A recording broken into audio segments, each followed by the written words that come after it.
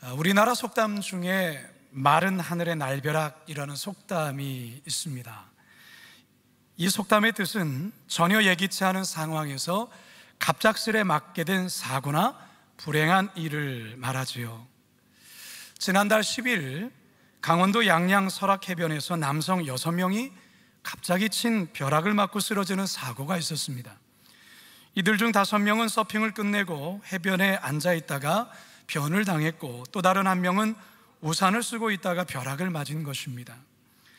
119 신고를 받고 출동한 소방대원들은 구급차에 이들을 싣고 급히 병원으로 이송해 다행히 5명은 살았지만 안타깝게도 30대의 남성 1명은 결국 숨지고 말았습니다. 아마도 이들 모두에게는 마른 하늘에 날벼락을 맞는 느낌이었을 것입니다.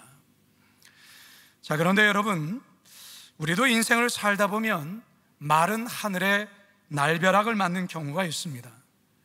오늘 본문에서도 바로 이 같은 일이 벌어지고 있습니다. 3층 높이의 창가에 걸터 앉아 설교를 듣던 청년 유두고가 졸다가 그만 떨어져 죽게 된 사고가 발생합니다. 과연 이 사고가 어떻게 발생했으며 이 사고를 통해 오늘을 살아가는 저와 여러분들에게 말씀하시려는 하나님의 음성이 과연 무엇인지 우리 다 같이 듣게 되기를 주님의 이름으로 축원합니다. 첫 번째 따라하겠습니다. 사고는 어느 때도 일어날 수 있습니다.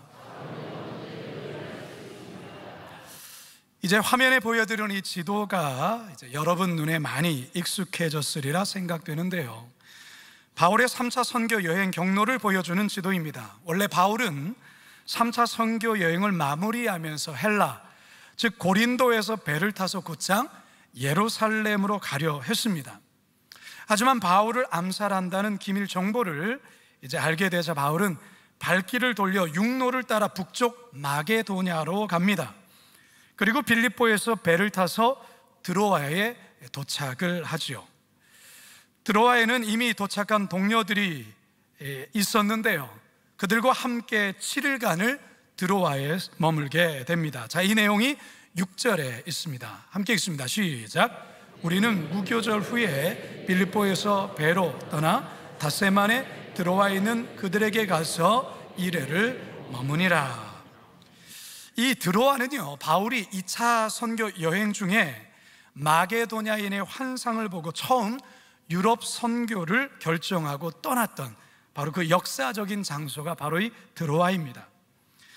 바울이 드로아에 다시 도착했다는 이 소식이 교회 성도들에게 알려지자 바울을 만나려는 성도들이 모여들었습니다. 바울은 그들과 함께 주일 예배를 드리는데요, 여기서 우리는 초대교회 예배와 관련해서 아주 중요한 단서 하나를 발견할 수 있습니다. 그게 뭐냐? 7절 상반절입니다. 시작. 그 주간의 첫날에 우리가 떡을 때려 하여 모였더니. 자, 그 주간의 첫날이라는 이 용어입니다. 그 주간의 첫날이라는 이 말은 헬라어 원문으로 보면 안식일로부터 첫 번째, 안식일 다음 날이라는 뜻이에요. 다시 말해 초기 교회가 토요일인 안식일이 아닌 주님이 부활하신 일요일을 예배일로 지켰다는 증거이자 최초의 기록이라 할 수 있습니다. 사도 바울은 성찬식을 겸한 주일 예배를 드린 후에 드로아 성도들과 늦게까지 말씀으로 교제를 나눕니다. 바울은 다음날 일찍 배를 타고 떠나야 했기 때문에 한 말씀이라도 더 전하고 싶은 열정에 늦은 밤까지 말씀 선포가 계속되었던 것입니다. 7절 하반절입니다. 시작. 바울이 이튿날 떠나고자 하여 그들에게 강론할새 말을 밤중까지 계속하매. 모임 장소는 그리 크지는 않았지만 3층 높이의 가정집이었습니다. 이곳에 발 디딜 틈도 없이 많은 성도들로 가득 찼습니다. 성도들 모두가 바울이 전하는 말씀 하나하나에 집중하며 한 말씀이라도 놓지 않으려고 눈을 떼지 않고 집중해서 듣고 있었습니다. 자, 그런데 밤이 깊어갈수록 등잔에서 피어오르는 연기로 공기는 점점 탁해져만 갔습니다. 모인 사람들이 워낙 많았기 때문에 그 열기로 인해서 실내는 굉장히 더웠습니다. 유두거라는 청년이 3층 창가에 걸터 앉아 말씀을 듣고 있었는데 하루 종일 힘들게 일한 탓에 졸음이 쏟아지면서 깜빡깜빡 졸았던 것입니다. 유두거가 졸음을 쫓기 위해서 얼마나 졸음과 사투를 벌였을까 여러분 상상이 되지요? 허벅지를 꼬집고 볼을 꼬집어 보기도 하고 아마 별짓을 다 했을 것입니다. 그런데 천근만근 눈꺼풀이 계속해서 내려앉는 겁니다. 여러분, 세상에서 가장 무거운 커플이 뭘까요? 눈꺼풀입니다. 분위기가 조금 썰렁해졌습니다. 유두고처럼 졸지 말라고 여러분 웃겨드린 겁니다. 급기야 유두고의 머리와 몸이 자꾸만 앞으로 썰리더니 그만 창밖으로 떨어지고 말았습니다. 8절에서 9절입니다. 시작. 우리가 모인 윗다락에 등불을 많이 켰는데 유두고라 하는 청년이 창에 걸터 앉아 있다가 깊이 졸더니 바울이 강론하기를 더 오래하매 졸음을 이기지 못하여 3층에서 떨어지거늘 일으켜보니 죽었는지라. 일으켜보니 어떻게 했다고요? 죽었어요. 여러분 한번 상상해 보십시오. 모두가 조용히 설교하고 있는데, 설교를 듣고 있는데 갑자기 누군가 졸다가 큰 높은 데에서 창밖으로 떨어졌다라는 것이죠. 여러분 거기 모인 사람들이 얼마나 놀랬겠습니까? 죽은 모습에는 너무나도 큰 충격을 받았을 거예요. 이게 웬 날벼락인가 이런 생각을 했을 것입니다. 지금으로부터 약 17년 전으로 기억을 합니다. 제가 부교육자로 섬겼던 그 서울의 한 교회에서 사고가 났습니다. 당시에 금요기도회가 한참 부흥하고 있었는데요, 어느 젊은 여자 집사님이 어린 자녀를 데리고 이 금요기도회에 오신 겁니다. 당시에 젊은 엄마들이 이제 금요기도회에 참여하기 위해서 어린 자녀들을 데리고 많이들 오셨는데, 엄마들은 이제 예배실에 들어가서 예배를 드리고 아이들은 자기 또래 애들과 친구들끼리 어울려서 교회 이것저것을 돌아다니며 놀면서 그랬습니다. 끝날 때까지요. 그런데 그날 사고가 난 거예요. 저는 그때 찬양 인도를 한참 하고 있었는데 뭔가 뒤에서 심상치 않은 일이 벌어졌다는 느낌이 든 겁니다. 부교육자들의 얼굴은 상기된 채 분주하게 움직였고 그 젊은 엄마는 예배당 밖으로 황급히 나가셨어요. 그 이유가 뭔지를 나중에 이렇게 알아봤는데, 이 숨바꼭질을 하며 놀던 아이가 2층 창가 난간 쪽에 숨어 있다가 그만 어두워서 이 발을 헛디디면서 아래로 떨어진 거예요. 119 구급차가 와서 아이를 인근 병원으로 급히 싣고 갔는데 이 애 엄마는 오열을 하며 이 구급차를 따라 병원 응급실로 쫓아간 거죠. 그날 금요기도회는요, 이 아이를 살려달라는 부르짖는 기도회로 바뀌었어요. 불행 중 다행인 것은 애가 떨어진 위치가 돌계단이 아닌 바로 그 옆바닥에 떨어진 게 천만다행이었습니다. 감사하게도 이 아이 결국 의식이 돌아왔고요, 살아났어요. 지금도 그날 그 사건을 생각하면 사실 아찔한 기억이 있습니다. 여러분 누가 이런 일이 있을 거라 예상하겠습니까? 어느 누가 이런 아찔한 일이 있을 거라고 알았겠어요? 그런데요, 인생을 살다 보면 우리의 삶에도 이런 유사한 일들이 일어날 때가 있어요. 유두거와 같이 갑작스러운 사고가 날 수 있습니다. 사도 바울이 말씀을 전하는 그런 현장에서도 이런 사고가 났다면 우리의 삶에서도 이런 일 얼마든지 있을 수 있지 않겠습니까? 혹여나 여러분들 중에도 갑작스러운 어떤 사고로 큰 아픔과 고통 중에 있는 분 계시다면 이 시간 하나님의 특별한 위로의 은혜가 임하기를 주님의 이름으로 축원합니다. 더불어서 여러분 주위에 가까운 분들 가운데 어떤 갑작스러운 사고로 큰 슬픔과 고통 중에 있는 성도들 있다면 여러분 그 가정을 위해 함께 기도해 주시기 바랍니다. 마음 다해서 그들을 위로해 주시는 그런 성도가 되어주시기를 바라겠습니다. 사고는요, 누구에게나 예외 없이 갑작스럽게 일어날 수 있습니다. 따라서 늘 주의를 살피시고 서로가 안전을 위한 최선의 노력 또한 기울여야 될 거라 생각을 합니다. 우리 성도님들, 어떠한 사고, 이 사고를 면회 방지할 수 있도록 최선을 다할 뿐만 아니라 그런 사고 중에 있는 성도들을 위로하실 수 있는 우리 성도들 다 되시길 주님의 이름으로 축원합니다. 두 번째, 따라 하시겠습니다.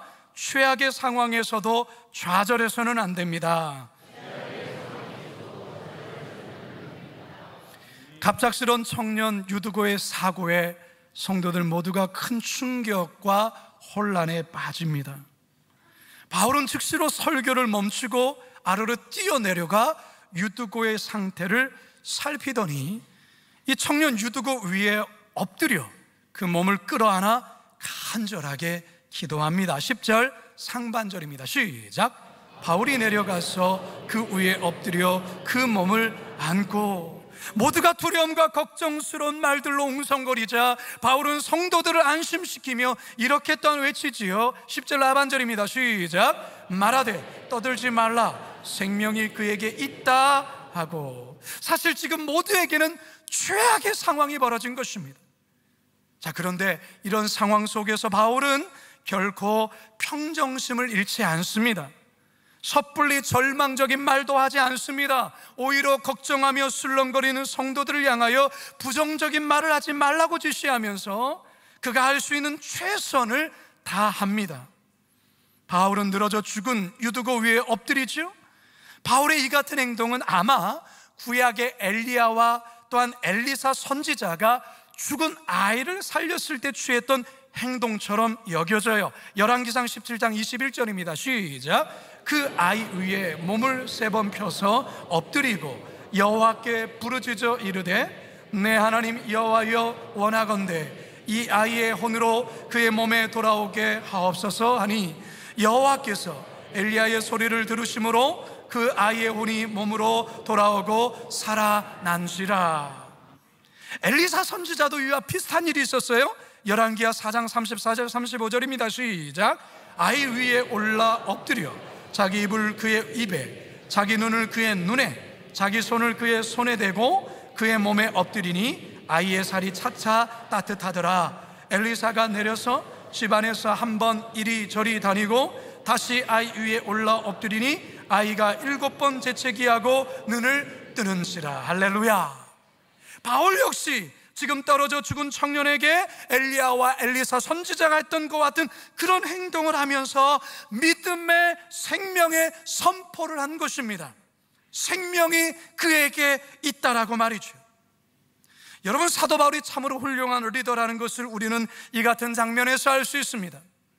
바울은 결코 이 다급한 상황에서도 그의 마음이 요동치 않습니다. 평정심을 잃지 않고 있습니다. 오히려 요동치는 성도들을 향하여 그들을 안심시키고 믿음의 선포를 하고 있다는 것이죠. 이게 바로 참 리더의 모습입니다. 지금으로부터 5년 전인 2018년 6월 23일 태국 치앙라이 한 축구클럽에 소속된 12명의 소년들과 코치 한 명이 동굴에 갇혀 고립된 사건이 있었어요. 이들은 오후 훈련을 마치고 관광 목적으로 동굴에 들어갔다가 갑작스럽게 내린 비로 동굴 내 수위로의 수위가 높아지면서 고립된 겁니다. 부모들은 물론 태국 그리고 온 세계가 이들의 무사 귀환을 기원했고요. 10일간의 수색 끝에 이들이 생존해 있다는 사실을 확인하게 됩니다. 영국 동굴 탐사 전문가 2명에 의해 동굴 입구에서부터 3.2km가량 떨어진 지점에서 이들이 살아있는 것을 발견하게 된 거예요. 구조대원이 처음 발견했을 때 소년들은 유니폼을 입고 맨발인 상태로 캄캄한 동굴 속에 줄지어 앉아 있었습니다. 열흘 가까이 굶주려 건강에 심히 안 좋을 것이라 애초에 예상과 달리 아이들은 비교적 건강한 모습이었어요. 온 세계가 아이들이 살아있다는 소식에 환호성을 질렀습니다. 하지만 이들이 이 동굴 밖을 빠져나오는 것 같지는 쉽지 않은 고비들이 많았어요. 동굴 내에 차오른 수위와 그리고 이 부족한 산소 등의 악조건의 연속이었어요. 저 화면에 저것을 지나 밖으로 가야 되는 거예요. 너무너무 어려운 그런 상황이었었죠. 그러나 결국 세계 각국에서 모인 구조대원들의 헌신적인 노력 속에 결국 12명의 아이들이 무사히 동굴 밖을 빠져나오게 되었고, 마지막 코치까지 동굴 밖으로 나오면서 세계는 이 구조를 대서특필하며 기뻐했습니다. 열흘 동안 캄캄한 동굴에 갇힌 아이들을 구출하기까지 실제적으로 지대한 역할을 한 사람은 다름 아닌 축구단 코치의 엑가본 코치였어요. 저 화면에 있는 저분인데요, 이 코치는 소년들의 체력이 떨어질 것을 염려해 소리를 지르거나 불필요한 행동을 하지 못하게 했습니다. 소년들이 집에서 가져온 과자를 서로 나눠 먹게 했고, 흙탕물은 복통을 일으킬 수 있기에 천장의 종유석이나 천장에 맺힌 물을 마시게 했습니다. 코치는 아이들에게 먹을 것을 양보해서 자신은 먹지 않아서 열흘간을 굶주렸던 것이죠. 물로 버틴 거예요. 그는 동굴에 갇힌 순간부터 아이들에게 극한의 공포와 불안에 떨고 있는 그 아이들이 그 불안을, 공포를 극복할 수 있도록 계속해서 옆에서 자극하고 위로했던 것이죠. 우리는 한 팀이다, 그리고 우리는 살아나갈 수 있다, 그런 희망을 계속해서 불어넣은 거예요. 아이들은 축구 시합을 할 때와 마찬가지로 코치가 시키는 대로 동작을 그 동굴 안에서 했어요. 구호를 외치고 뛰는 신용되었습니다. 아이들이 살아나갈 수 있다는 확신과 의지를 심어줬던 것이죠. 결국 아이들이 살아나왔어. 이 같은 내용이 작년 2022년 9월에 넷플릭스 영화로 제작되어 상영이 됐어요. 제목이 태국 동굴 구조작전이라는 영화로 상영이 됐어요. 여러분, 갑작스러운 사고 앞에서 리더의 역할이 이렇게도 중요한 거예요. 리더가 평정심을 잃고 우왕좌왕하게 되면 공동체는 걷잡을 수 없을 정도로 나락으로 떨어지고 맙니다. 하지만 리더가 마음을 지키고 중심을 지키고 평정심을 잃지 않으면 길이 보이게 된 거예요. 길이 열릴 수 있다는 사실입니다. 할렐루야. 가정에서의 가장도 마찬가지예요. 어떠한 절망적인 사정 상황에서도 가장은 마음의 평정심을 잃거나 요동쳐서는 안 돼요. 부정적인 말을 해서는 안 돼요. 좌절하거나 쉽게 포기해서도 안 됩니다. 우리 그리스도인들은 더더욱 그렇습니다. 왜입니까? 우리 하나님이 저와 여러분과 함께 하시기 때문입니다. 할렐루야. 이사야서 41장 10절입니다. 시작. 두려워하지 말라, 내가 너와 함께 함이라. 놀라지 말라, 나는 내 하나님이 됨이라. 내가 너를 굳세게 하리라. 참으로 너를 도와주리라. 참으로 나의 의로운 오른손으로 너를 붙들리라. 할렐루야. 바라기는 어떠한 최악의 상황 앞에서도 신실하신 하나님만 바라보며 끝까지 하늘 소망 붙드시며 승리하시기를 주님의 이름으로 축원합니다. 세 번째, 마지막 따라하겠습니다. 죽고 사는 게 하나님께 달려 있습니다. 오늘 본문에서 놀랍게도 이 청년 유두고에게 기적 같은 일이 벌어집니다. 3층에서 떨어져 죽은 이 유두고가 다시 살아납니다. 12절 상반절입니다. 시작. 사람들이 살아난 청년을 데리고 가서 하나님이 살려주셨습니다. 할렐루야. 여러분, 유두고의 이 사고로 얼마나 많은 사람들이 놀라며 걱정했습니까? 그런데 그가 다시 살아난 거예요. 이 일로 거기에 있던 성도들은 물론이거니와 이 이야기를 전해들은 모두가 너무나도 큰 위로와 격려를 받습니다. 12절 하반절 시작. 적지 않게 위로를 받았더라. 얼마나 큰 위로가 이 드로아 교회 성도들 가운데 임했겠습니까? 성도 여러분, 사도행전의 저자 누가는 왜 이 시점에 이 사건에 관해 이렇게 자세히 소개하는 걸까요? 이 사건이 바울과 성도들에게 왜 중요한 사건이 될까요? 여러분, 지금 바울이 어디를 향해서 가고 있는 중입니까? 예루살렘이에요. 예루살렘. 지금 바울은 예루살렘을 향해 가고 있어요. 3차 선교여행을 이제 거의 마무리하면서 이제 마지막 종착지인 예루살렘을 향해 가고 있습니다. 그런데 이번 예루살렘행은 여러모로 심상치가 않습니다. 예루살렘에 가면 바울에게 뭔가 위험한 일이 기다리고 있을 것이라는 것 바울도 느끼고 있었어요. 22절과 23절입니다. 시작. 보라, 이제 나는 성령에 매여 예루살렘으로 가는데 거기서 무슨 일을 당할는지 알지 못하노라. 오직 성령이 각 성에서 내게 증언하여 결박과 환난이 나를 기다린다 하시나. 그렇습니다. 예루살렘으로 갔을 때에 이 바울에게 생명에 아주 위협이 일어날 수 있다는 것을 알고 있다는 것이죠. 그런데 그럼에도 불구하고 바울은 이렇게 선포합니다. 24절입니다. 시작. 내가 달려갈 길과 주 예수께 받은 사명 곧 하나님의 은혜의 복음을 증언하는 일을 마치려 하면은 나의 생명조차 조금도 귀한 것으로 여기지 아니하노라. 할렐루야. 무슨 말입니까? 죽고 사는 게 하나님께 달려있기에 만일에 예루살렘에서 어떤 일이 벌어진다 해도 죽는다 해도 나는 이 사명 끝까지 감당하겠노라. 사도 바울이 선언하고 있는 것입니다. 그렇다면 바울이 어떻게 이런 고백을 할 수 있는 걸까요? 그것은 생명의 주인이 하나님이라는 사실은 바울은 확신하고 있었기 때문에 그렇습니다. 청년 유도거가 3층 높이에서 떨어져 죽었지만 다시 살아난 이 사건을 통해 바울은 더욱더 생명의 주인이 하나님이시며 죽고 사는 게 하나님께 달려있다는 것을 확신하고 있는 것입니다. 동시에 바울은 이 사건을 통해서 또 누가는 이 사건을 통해서 이를 지켜본 성도들에게 이런 메시지를 전하는 것입니다. 생명의 주인이 하나님이시기에 죽고 사는 것이 하나님께 달려있기에 복음으로 인하여 때로는 고난을 받을지라도 심지어 죽음까지 간다 할지라도 믿음으로 부활의 소망으로 당당하게 살아가라고 들어와 성도들에게 이 강력한 메시지를 증거하는 것입니다. 사랑하는 성도 여러분, 저는 여러분께 한 가지 질문을 드리고 싶습니다. 여러분은 생명의 주인이 하나님이란 것을 확신하십니까? 죽고 사는 게 하나님께 달려있음을 믿으십니까? 그렇다면 죽고 사는 문제 앞에 너무나도 겁을 먹거나 두려워하지 마십시오. 갑작스럽게 찾아온 사고 앞에서 너무 당황하거나 놀라지 마십시오. 생명이 하나님께서 저와 여러분들과 함께 하십니다. 혹 생명을 잃는다 할지라도 우리 하나님께서 우리를 다시 살려주십니다. 다시 부활케 하십니다. 우리는 부활의 신앙을 가진 자이기 때문에 그렇습니다. 작년 6월 17일 저는 대구에서 한 교회에서 3일간 부흥 집회를 인도하고 있었습니다.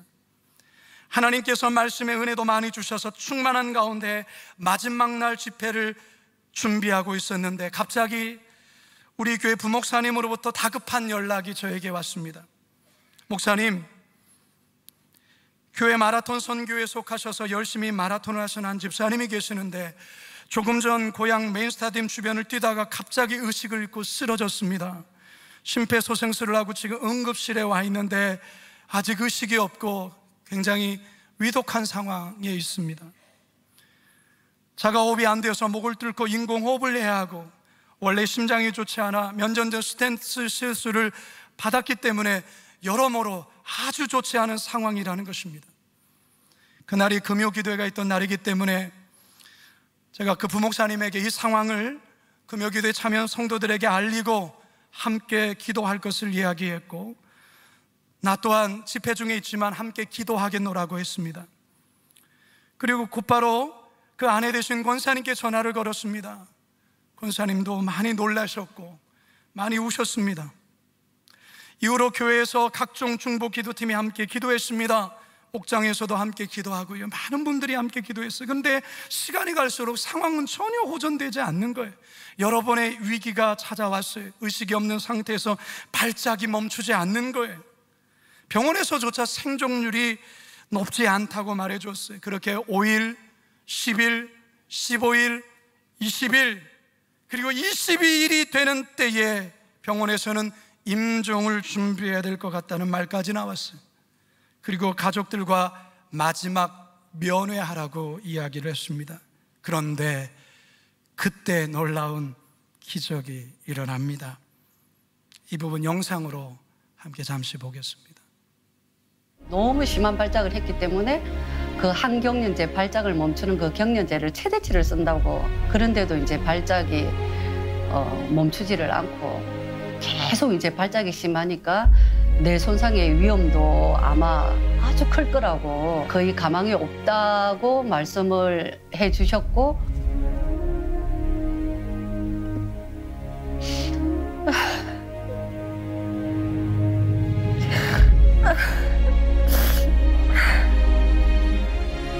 저를 알든 저희 가정을 알든 모르든 어려운 소식을 듣고 기도해 주시는 성도님들과, 그리고 교육자님들과, 그리고 유임 목사님과, 그리고 저를 알고 친혈육처럼 기도해 주시는 장로님들, 정말 그 기도가 아니었다면. 마지막을 준비해야 한다는 담당 의사의 소견에도 포기하지 않고 정말 많은 분들이 함께 기도해 주셨습니다. 그리고 이병환 집사님은 기적적으로 사고 22일 만에 의식을 되찾으셨습니다. 하나님께서 의식 없이 누워있는 이병환 집사님을 깨우셨습니다. 그리고 살려주셨습니다. 그리고 오늘 건강한 모습으로 이 예배 가운데 나오셨습니다. 집사님, 한번 자리에서 한번 일어나 보시죠. 우리 이병환 집사님,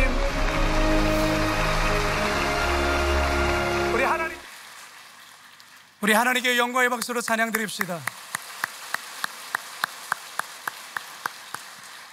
사랑하는 성도 여러분, 유도와 같은 갑작스러운 사고 앞에 혹 당황하고 계신 분들 계십니까?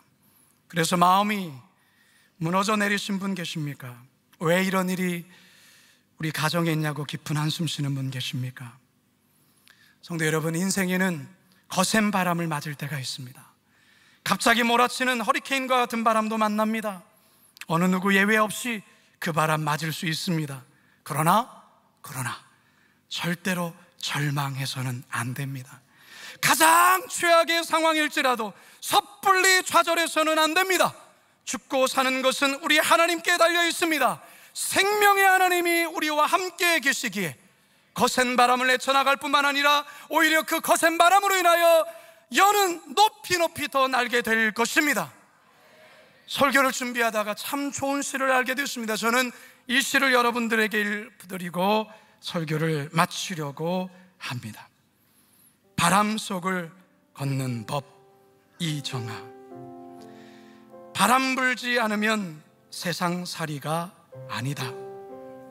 그래, 산다는 것은 바람이 잠잠해지기를 기다리는 게 아니라 그 부는 바람에 몸을 맡기는 것이다. 바람이 약해지는 것을 기다리는 게 아니라 그 바람 속을 헤쳐나가는 것이다. 두 눈 똑바로 뜨고 지켜볼 것.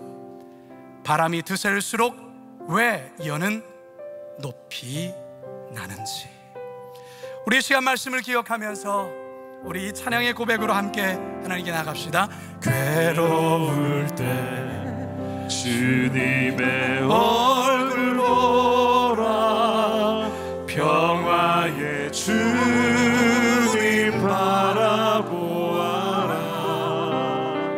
세상에서 시달린 친구들아, 위로의 주님 바라보아라. 눈을 들어 주를 보라. 눈을 들어 주를 보라. 내 모든 염려 주께 맡겨라. 슬플 때에 주님의 얼굴 보라. 사랑의 주님 안식 주리라. 힘이 없고 내 마음 연약할 때 주님을 바라보십시오. 바라보아라. 주의 이름 부르는 모든 자리 힘 지켜주시고 늘 지켜주시니 할렐루야. 눈을 들어 주를 보라. 내 모든 염려 주께 맡겨라.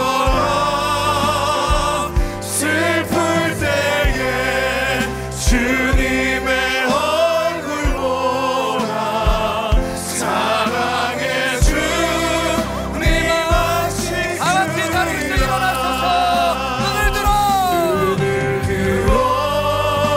주를 보라. 내 모든 염려 주께 맡겨라. 슬플 때에 주님의 얼굴 보라. 사랑의 주님 아시주리라. 살아계신 아버지 하나님, 갑작스러운 사고에 마음을 쓸어내리는 성도들이 있다면 하나님 이 시간 찾아가 주시고 저들의 마음을 어루만져 주시옵소서.